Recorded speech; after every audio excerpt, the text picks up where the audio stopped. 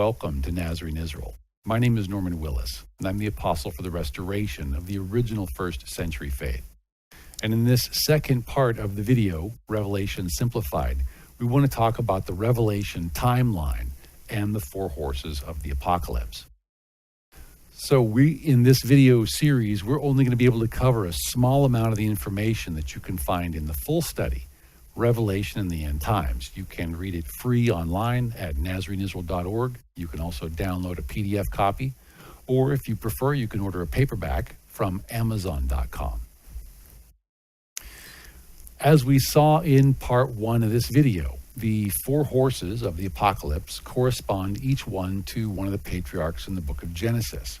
For example, the biblical patriarch Joseph and his two sons, Ephraim and Manasseh, correspond to the white horse, or Protestantism. Esau corresponds to the red horse, which represents Catholicism in Rome. Also, there's some humanism and communism and these sorts of things associated with Rome.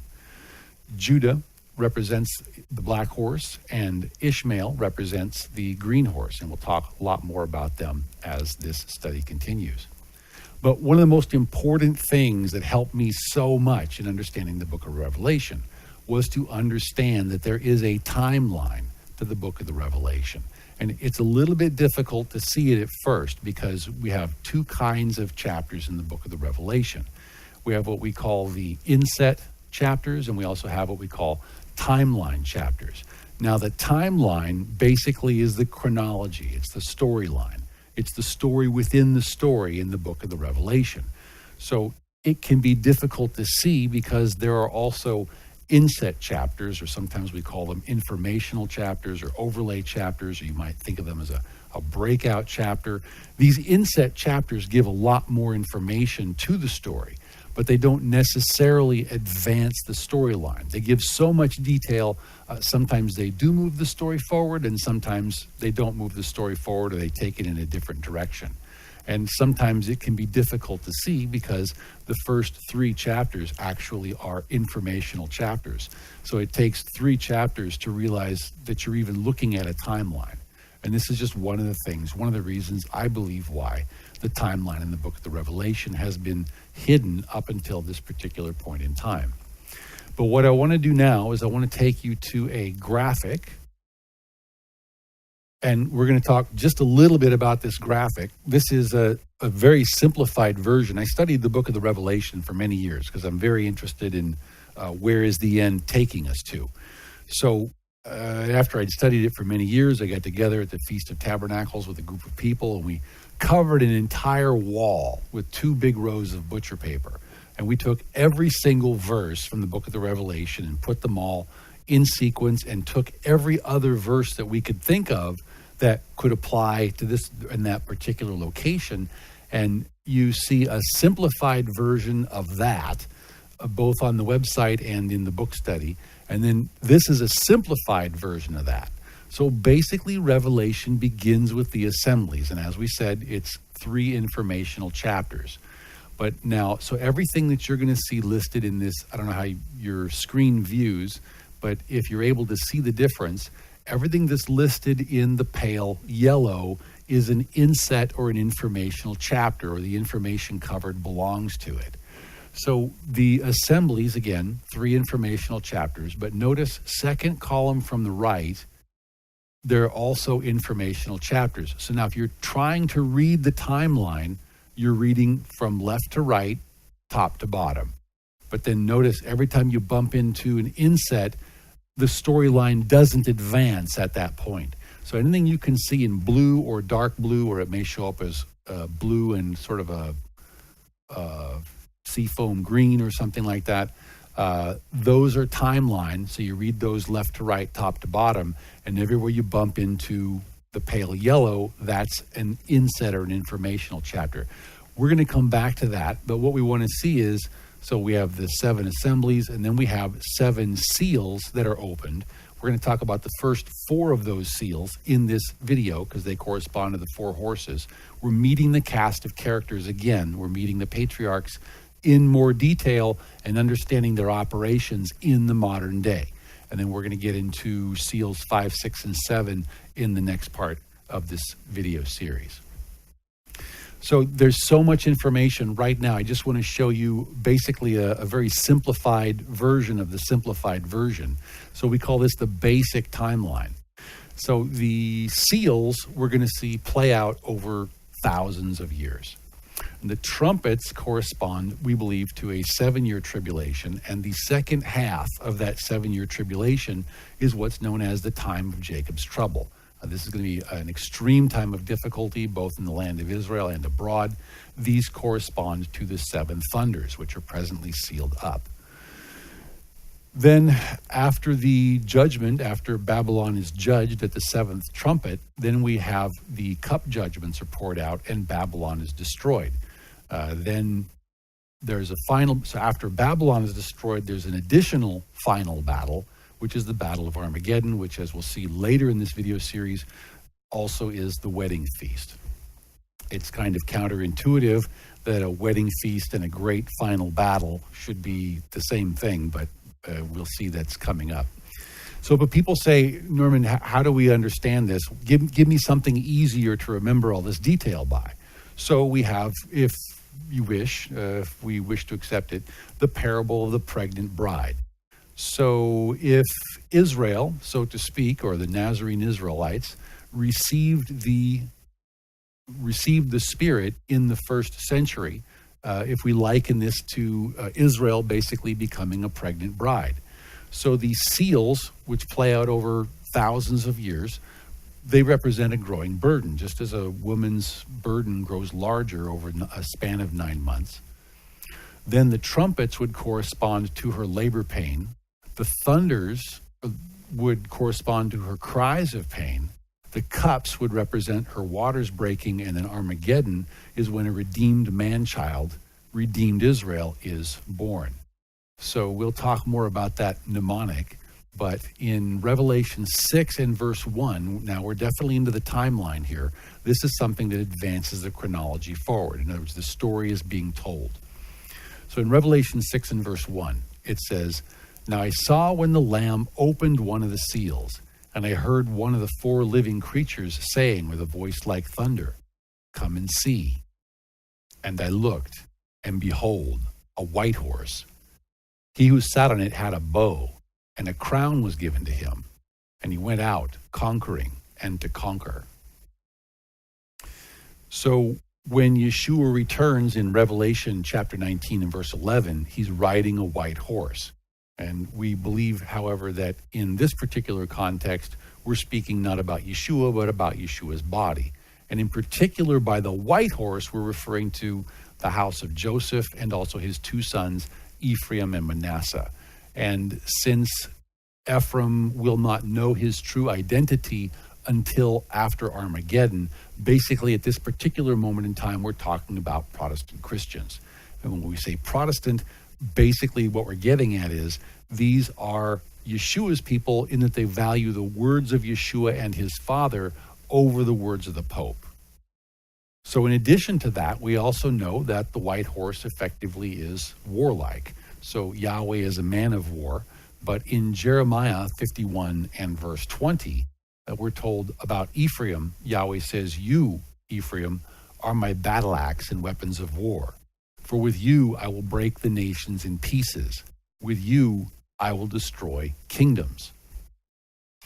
So, but before they were the Protestant people, they were part of a Catholic Europe. And this is important information. We cover this in the Nazarene Israel study. What is commonly referred to as the Great Falling Away is when the house of Ephraim, or the white horse, went into Rome.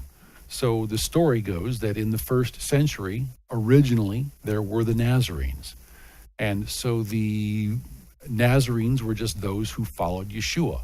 And they did as he did, practicing his, we might say, Jewish version of Christianity, or more accurately called Christian Judaism. But alongside the sect of the Nazarenes arose other Hellenized believers. We read about these in Mark chapter 9 and verse 38. We speak about them in other places. These are those who didn't have the same connection to the Torah. They also didn't have the same connection to Yeshua's halakha. So these are those who, when they went outside the land of Israel, would become known as the Christianos, or the Christians. And then in 311 CE, Emperor Constantine converted to a form of Christianity, at least it is alleged, and then he went on from there. After he became the sole ruler of the Roman Empire, he effectively merged Christianity with the Roman pagan sun worship of the day, Mithraism, to create a new Catholic or universal faith. And then with the power of the Roman legions behind them, Rome banned all other variations of the faith. And so effectively, Rome was the only game in town. And if you weren't doing Rome's thing, you were dead. So this is what it means, as we explain in Nazarene Israel in Daniel 7 and verse 25. It says, "Then the saints," referring to Joseph and his sons, "shall be given into his hand," into the little horn's hand, into the papacy's hand, "for a time and times and half a time," which, as we show in the Nazarene Israel study, works out to some 1,260 years. People ask, what does this 1,260 years represent? And there's no exact start and stop dates to it, but we believe it generally refers to the period of time when the Roman Catholic Church doctrine was being solidified from the late 200s to the early 300s, and then until the time of the Protestant Reformation, which began in 1517. Some people place the sinking of the Catholic Spanish Armada by the Protestant English Navy to be significant in 1588, and then also in 1648 CE there was signed the Treaty of Westphalia. So at least there is you might call a named truce between the Catholics, the red horse, and the Protestants, the white horse. So, but we need to understand that that's what we're dealing with here, is a mixing between the white and the red horses. So notice what we might call a crusader or a Christian soldier in the middle. So he's got the white horse tunic on, and then he's got holding a shield, which usually was white, and then with a red cross. And the thing is that the cross represents, as we show in other places, the cross is the sign of Tammuz, which is a sun worship god. So when we're talking about the red horse, we're talking about basically Luciferism, basically sun worship. And one of the problems is that during that 1,260-year period, it may be arguably correct that the Pope could have worn white, symbolizing the white horse. But after the Protestant Reformation, the Pope no longer represents Ephraim, and the Pope should not be wearing white as his primary color. I wear white because I represent Ephraim. The Pope represents, his cardinals, I believe, wear red. And that actually, I believe, would be a more appropriate color for the Pope. And I believe Pope Benedict did wear red sometimes. It was a little bit more accurate. So let's take a closer look at the red horse. In Revelation 6 and verse 3 says, "And when he opened the second seal, I heard the second living creature saying, 'Come and see.' Another horse, fiery red, went out. And it was granted to the one who sat on it to take peace from the earth, and that people should kill one another. And there was given to him a great sword." So the identity of Esau, I believe, ties to the color of red, which is blood. So when we take a look at Genesis 9 and verse 19, we see that these three, Shem, Ham, and Japheth, were the sons of Noah. And from these, the whole earth was populated or overspread. So what we're effectively saying is Esau is an appeal to mankind. It's an appeal to our common bloodness, red being the color of blood. So if we take a look, democracy, this is from Wikipedia, democracy is defined as the rule of the people, literally, and whether they exercise that power directly or whether they elect representatives from among themselves to form a governing body, such as a parliament or a congress. Democracy is sometimes referred to as the rule of the majority. Now, this concept of the rule of the majority actually got started in Greece. So it's level 3 of the Babylonian statue that we've been speaking of. And then it was incorporated in Rome as level 4 of the Babylonian statue. So it should be no surprise that the rule of the people also shows up in level 5 of the statue, which is Christianity mixed with Islam. Now, but notice the similarity to what we see back in Tanakh or Old Testament times. So in Shoftim, or Judges 17 and verse 6, it tells us that in those days there was no king in Israel. Everyone did what was right in his own eyes. So that's kind of what we're doing essentially when we vote. Because when we vote, we're essentially casting our vote for whatever seems good and right in our own eyes. And people say, well, you know, you can, if you have already a Judeo-Christian people who can be trusted to behave morally and righteously and this sort of thing, then you can afford to have a democracy as long as the majority remains Christian. But that's not the case. That isn't what happens. Because Red Horse Esau, remember, Esau despised the birthright. Esau despised the kingship. And the problem is the kingship is literally, it's a duty. It's a servanthood before Elohim. It is essentially, it's a form of set-apart office. So it has to be done right. It has to be done correctly. And for Esau to attempt to bring in the rule of the majority is not the correct thing to do. And it doesn't lead forward. So if we take a look at passages such as 1 Peter chapter 2 and verse 17, we see where Kepha or Peter tells us to honor the king. So when we have a kingship, we couldn't stay obviously with the Roman kingship after the Protestant Reformation. Doesn't make any sense, although we'll see the relationship in those later on. But back when Ephraim was still honoring the king had every incentive to teach the people to read and believe their Bibles. But now in a secular world, there is no such need.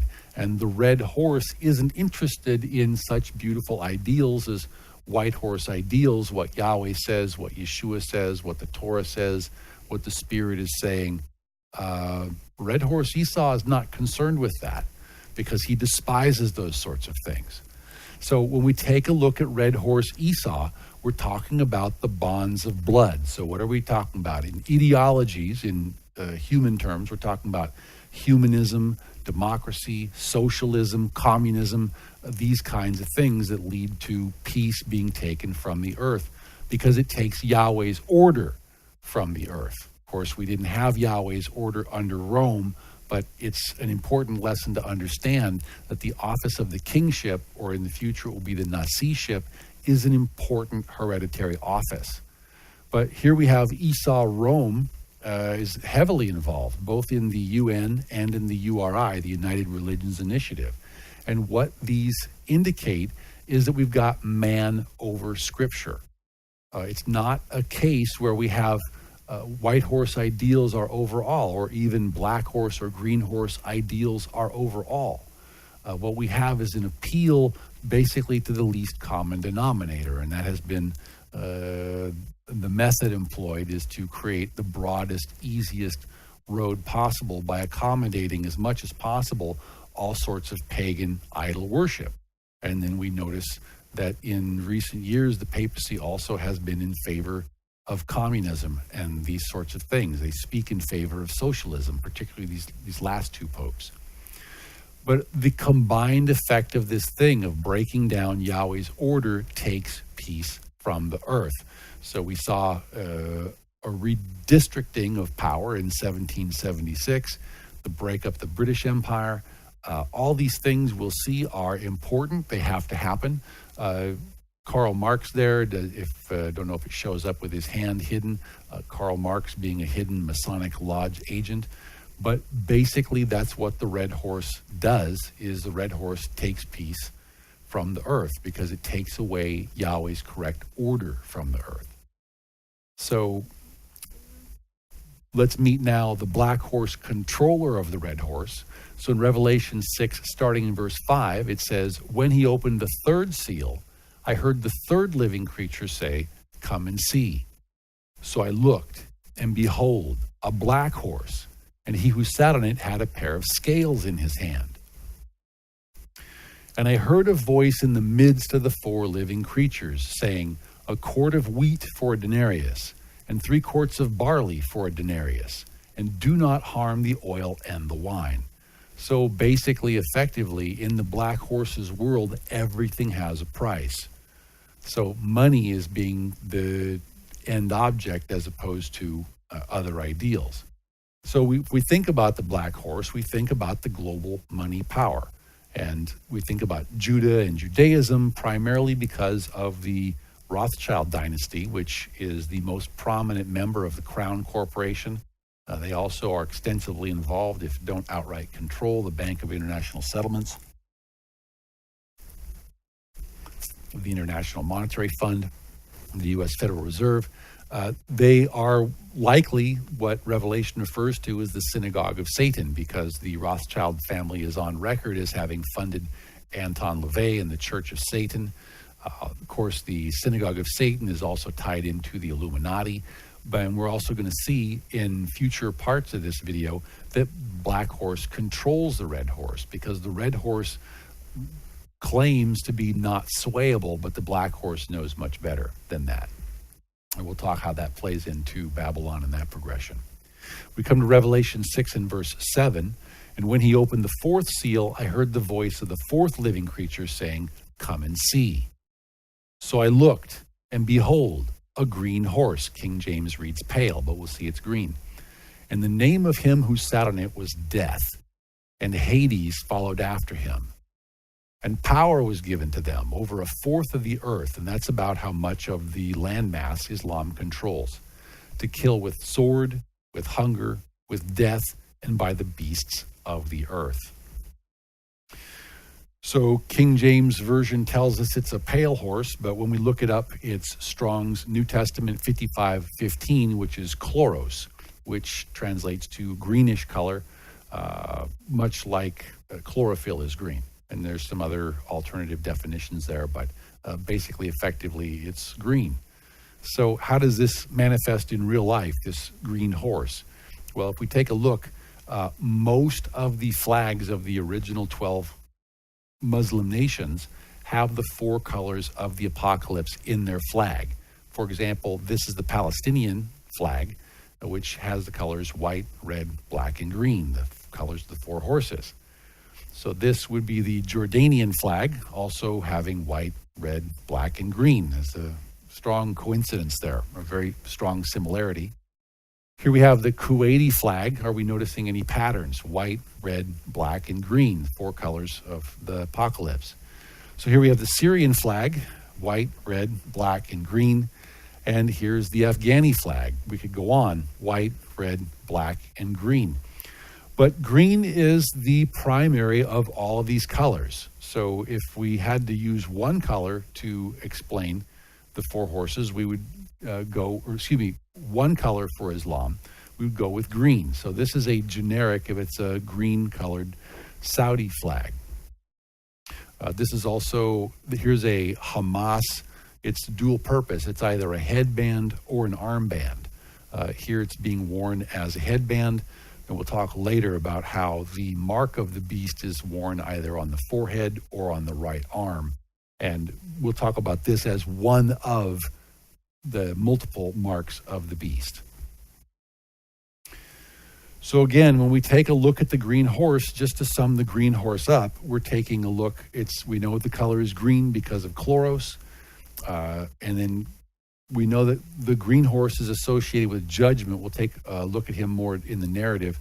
And then the color green is often associated with envy. And we know that Ishmael scoffed or mocked at Isaac. And we also know there's the correspondence with Ishmael and Islam. So now, the order, it's been remarked that the 4 horses also appear in the book of Zechariah, only they appear in a slightly different order. So instead of white leading the pack, white is number 3 in the sequence. So first is Esau is red, then black, then white, and it's not green in Zechariah, but we'll see that it corresponds nonetheless to Ishmael. So if we come then to Zechariah chapter 6, starting in verse 1, it says, "Then I turned and raised my eyes and looked, and behold, 4 chariots were coming from between 2 mountains." And we'll see that mountains represent governments. And the mountains were mountains of bronze. With the first chariot were red horses, which we will see is Esau and also democracy and populism. And with the second chariot, black horses, means referring to Judah and his money power. And with the third chariot, white horses, representing Joseph and Ephraim. And with the fourth chariot, we'll see dappled horses. But this is still referring to Ishmael. It says, "They are all strong steeds." So we take a look at the word for dappled. So it's berudim, which is Strong's Old Testament 1261, barod, and it's basically it means spotted as if with hail. And there's a number of other translations. King James Version reads grizzled, but basically we're going to see that it is Ishmael. It's the same group of people. So verse 4, "Then I answered and said to the messenger," or the angel who talked with me, "So what are these, my master?" And the messenger answered and said to me, "These are 4 spirits of heaven who go out from their station before the Adon," or the royalty, meaning the king of all the earth. So these are 4 spirits. They come from Yahweh, and they've gone out, and they all have their proper places, but right now they're marshaling the forces of earth over thousands of years to get the forces where he wants them to be for the time of the harvests. So going back to Zechariah chapter 6 and verse 6, he says, "The one with the black horses," referring to Judah, "is going to the north country." And that's referring, we remember from part 1, that's Japhethite Christian Europe. He says, "And the white," referring to Joseph, "are going after them." So this is the north country. This is Japhethite Christian Europe. And ordinarily we think about the Christians being there and then maybe the Jews coming along, but at least in a spiritual sense, Judah led into Europe. And we know that historically there's been a lot of European Jewry, even in areas that were not yet Christianized. But the two do tend to go hand in hand. Jews and Christians, historically, they travel well together. And he says, Zechariah 6 and verse 6, in the second half, he says, "And the dappled," meaning Ishmael, "are going toward the south country." So again, this is the south country, as we saw earlier in part 1, with Israel, land of Israel, in the upper left-hand corner of the image. Then we have the wilderness of Paran, which lies directly to the south, which is the south country. This is where Ishmael dwelt. It's also where Mecca and Medina are located, and it's where Muhammad first basically gave rise to Islam. It's in the Saudi Arabian Peninsula. So we know Islam began in the Saudi Arabian Peninsula, in dark red there, and then it spread throughout the close areas of Asia and then into Africa and from there. Now, Esau, with the red horse, remember, so Esau dwelt, from part 1, Esau dwelt in Mount Seir, which lays approximately halfway in between the northern edge of the wilderness of Paran and the land of Israel. So this, I believe, helps to explain the close correspondence between the Pope and the Muslim people, as that there's symbolism in the fact that the papacy lies halfway in between the Judah and Joseph and Ishmael, and that the Pope is used basically as a go-between between the two. And this is also one way how the Pope is attempting to appeal to the greatest number of people, which is the principle that the papacy works on.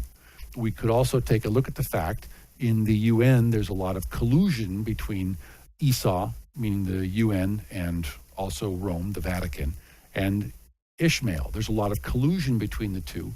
And one of the reasons for this might be found in Genesis 36 and starting in verse 2, where we find out that Esau took his wives from the daughters of Canaan, Adah, the daughter of Elon the Hittite, Oholibamah, the daughter of Anah, the daughter of Zibeon the Hivite. It says in verse 3, and Basmat, Ishmael's daughter, sister of Nevayot. So what we see is that, at least in spiritual and prophetic terms, Esau and Ishmael, their lines are intermarried. So this explains why the two of them tend to work together so much. But Zechariah 6 and verse 7, it says, "Then the strong steeds went out, eager to go." They want to do their job. They want to carry their messages throughout the earth. It says, eager to go, that they might walk to and fro throughout the earth. And he said, go, walk to and fro throughout the earth. So they walked to and fro throughout the earth. Verse 8, "And he called to me and spoke to me, saying, See, those who go toward the north country," meaning Judah and Joseph, "have given rest to my spirit in the north country." And what this means is that Yahweh likes it when Jews and Joes are dwelling together in the same area. It produces a harmony. So, and people say, how can I remember all this? Let's just remember in closing and in preparation, the parable of the pregnant bride. So for hundreds of years, this is where we're at right now. We're describing these first four horses that are they're going to go through and they're going to maneuver forces on earth to get forces on earth ready for this final coming cataclysm. So we've just done the opening of the seals, and we're trying to lay the groundwork for understanding what's about to come next. So if you'd like to learn more, I encourage you to get a copy of Revelation in the End Times, available from www.nazareneisrael.org. Hope to see you in part 3, where we talk about seals 5, 6, and 7. Shalom.